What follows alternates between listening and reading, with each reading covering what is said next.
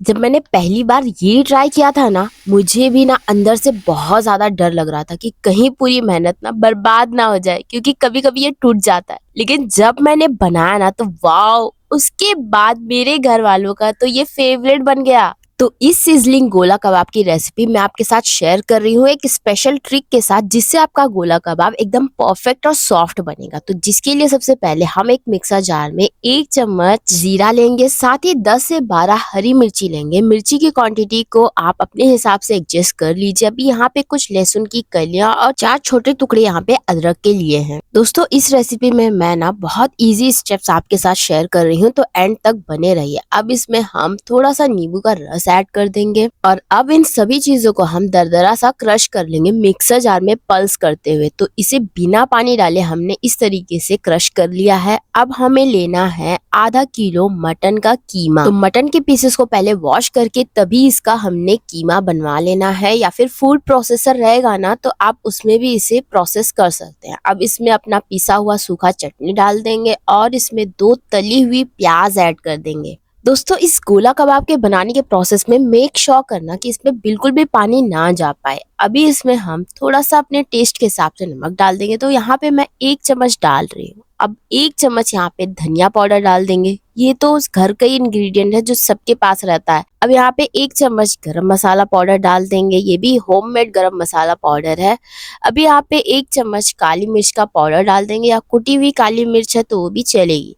अब यहाँ पे 1 चम्मच जिंजर पाउडर यानी कि सोंठ का पाउडर जो रहता है ना वो डाल दीजिए। अगर नहीं है तो स्किप कर दीजिए। अब यहाँ पे एक ब्रेड स्लाइस को इस तरीके से पीसेस में करके हम ऐड कर देंगे। तो ये एक तरीके की बाइंडिंग का काम करता है हमारे गोला कबाब में। अब यहाँ पे आधा कप ब्रेड क्रम्स भी ऐड कर देंगे। आप चाहे तो ब्रेड क्रम्स की क्वांटिटी को बढ़ा भी सकते हैं अगर ब्रेड स्लाइस नहीं ऐड कर रहे हैं।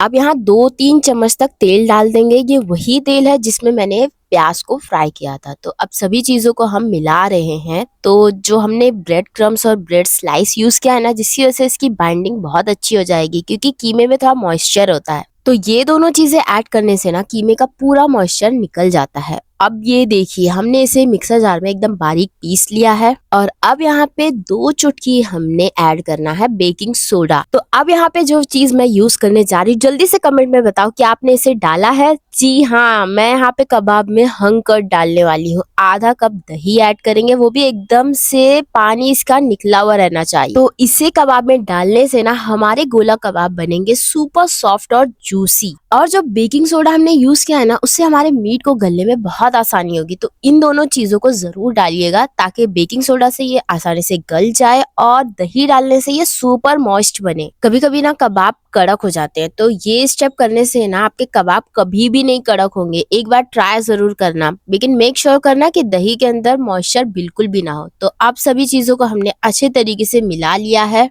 और इस पॉइंट पे हम इसे थोड़ी देर के लिए रेस्ट दे देंगे। 10 मिनट का रेस्ट काफी होगा। आप चाहे तो इसे थोड़ी देर के लिए और रख सकते हैं, फ्रिज के अंदर रखना। अब नेक्स्ट स्टेप हम करते हैं। अगर आपको कबाब में एकदम ढाबे जैसा तंदूरी टेस्ट चाहिए तो उसके लिए आप कोल्ड स्मोक जरूर दे दो। तो बस 2 मिनट के लिए हमें इसमें कोल्ड स्मोक देना है। बहुत ज्यादा देर तक मत दीजिए, क्योंकि इसमें ओवर हो जाएगा ना तो भी नहीं अच्छा लगता है। तो इसे 2 मिनट बाद ही हम निकाल लेंगे। तो एक बार सभी चीजों को हमने मिलाने के बाद अपने हाथों पे तेल लगा लिया है और इसके बाद स्टार्ट होता है हमारा गोला बनाने का प्रोसेस। तो पहले हमें बॉल साइज का पोर्शन लेकर इस तरीके से अपने हाथों में दबाते जाएंगे। तो इसके अंदर जो भी एयर बबल्स रहते हैं ना, वो दबाने से निकल जाते हैं। तो ये स्टेप जरूर करिए। अब इसका एक स्मूथ सा बॉल बना लिया है। अब हम यहाँ पे यूज कर रहे हैं पेंसिल। तो इसके सेंटर में हम इस तरीके से पेंसिल डालकर दूसरे साइड से हम निकालेंगे। तो बीच में हमें होल क्रिएट कर देना है। तो अगर आपके पास स्क्वायर नहीं है तो आप इस तरीके से कोई भी पेंसिल यूज करके इसको गोला का शेप दे सकते हैं। तो बहुत आसानी से इसमें भी बन जाता है, कोई टेंशन वाली बात नहीं है। तो इस तरीके से हमने देखो कितना परफेक्टली इसको स्मूथ कर लिया है। बस इसे हल्के हल्के हाथों से प्रेस करते हुए हम इसे एक गोला का शेप दे देंगे। ये अच्छे से परफेक्टली जब बन जाए तब हम इसमें से पेंसिल निकाल लेंगे। तो बहुत आसानी से देखिए कितना परफेक्ट शेप निकल करके आया है। कितना खूबसूरत बन करके तैयार हुआ है। घर में ना कोई यकीन ही नहीं कर रहा था कि इतना परफेक्ट ये घर पे बना है। सबको ऐसा लग रहा था कहीं ये बाहर से तो नहीं आया है। तो इसमें जो हमने हल्का सा कोल स्मोक दिया था ना, तो जिसकी वजह से कोई पहचान ही नहीं पाएगा कि ये घर पे बना है। तो सभी इसी तरीके से गोला हम बना करके तैयार कर लेंगे। आप चाहें तो थोड़ा सा तेल लगा लीजिए अगर हैंडल करने में मुश्किल हो रही होगी।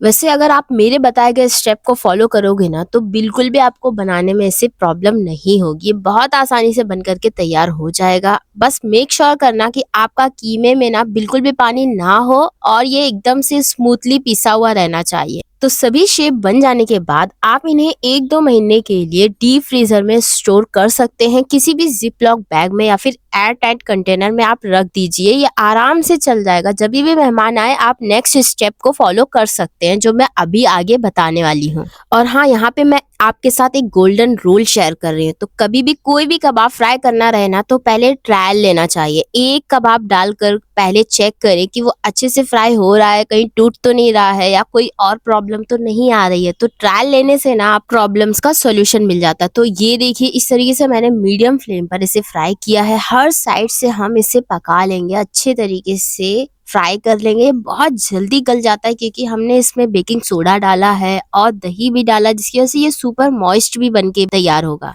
और ये देखिए कितना परफेक्ट कलर नजर आ रहा है इस कबाब का। कितने अच्छे तरीके से ये गोल्डन फ्राई हो चुका है। हम इसे निकालेंगे। ये हर साइड से कुक हो चुका है और अच्छा सा कलर आ चुका है। अब इसी तरीके से पूरे कबाब को हम फ्राई कर लेंगे। बस यहाँ पे हम मीडियम फ्लेम का ध्यान रखेंगे।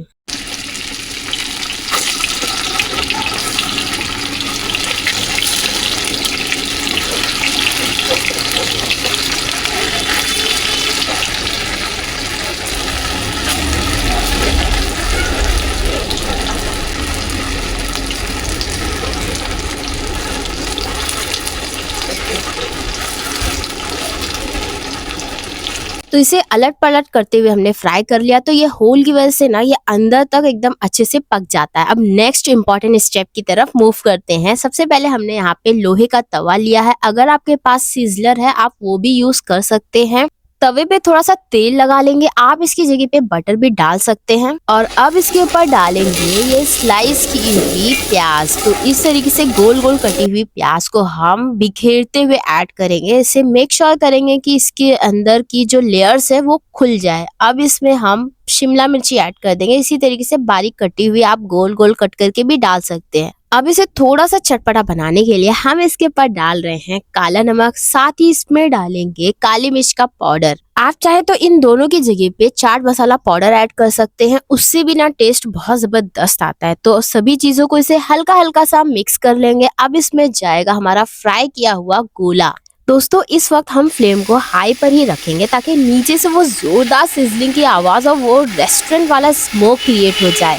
वाह, देखकर ही मुंह में पानी आ रहा है ना। तो देर किस बात की, आज ही अपने किचन में इस रेसिपी को ट्राई कीजिए और अपनी फैमिली को इम्प्रेस कीजिए। तो इस प्यारी सी वीडियो के लिए एक प्यारा सा लाइक कीजिए, अपने फ्रेंड्स एंड फैमिली के साथ शेयर करके चैनल को सब्सक्राइब जरूर कीजिए। और ये देखिए इसका फाइनल रिजल्ट मैं आपको दिखा रही हूँ। ये कितना जूसी बन करके तैयार हुआ है, आप देख सकते हैं। ये बहुत ज्यादा सुपर मॉइस्ट है। मैं बता रही हूँ आप भी इसे एक बार में ही इतना परफेक्ट बना सकते हैं। एक बार ट्राई तो करिए। आपसे मिलती हूँ अगले वीडियो में।